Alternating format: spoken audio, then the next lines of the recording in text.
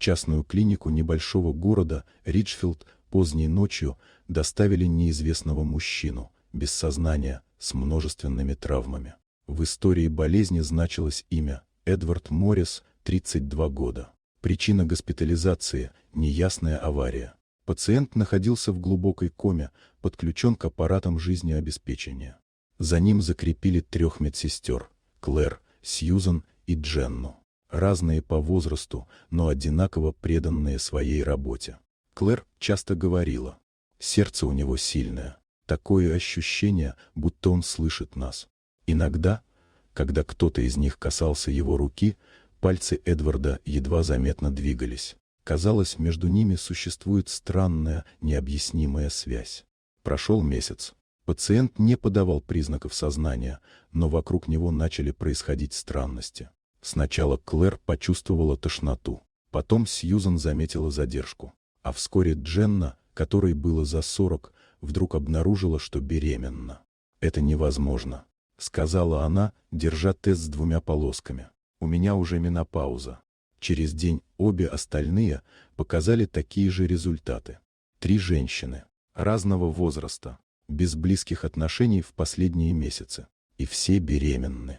Главврач проверил анализы, беременность настоящая. Когда он задал прямой вопрос о возможных партнерах, все 3 ответили одинаково – нет. Тогда Сьюзан прошептала: «Это началось после того, как я держала его за руку». Клэр замерла. «У меня тоже». Вскоре они заметили, каждый раз, когда кто-то из них говорил с Эдвардом, приборы показывали всплеск пульса.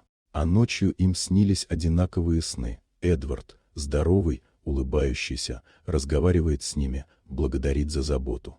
Однажды ночью Клэр заметила на мониторе 2 сердечных ритма, свой и второй, совпадающий с пульсом пациента.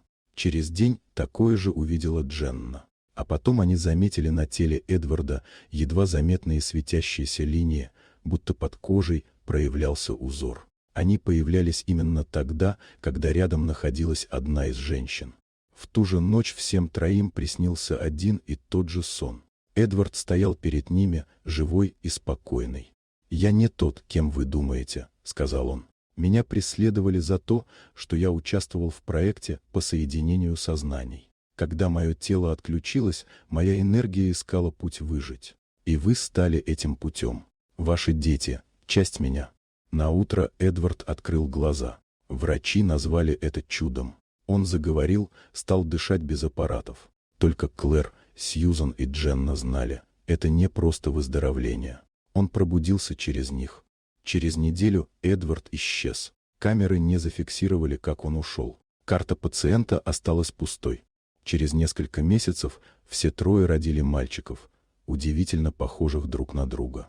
У каждого ребенка на коже были тонкие светящиеся линии, такие же, как у Эдварда. Когда младенцы впервые открыли глаза, женщины поняли, они видят тот же взгляд. Тот самый, из кома. Тот, кто когда-то искал жизнь и нашел ее в них.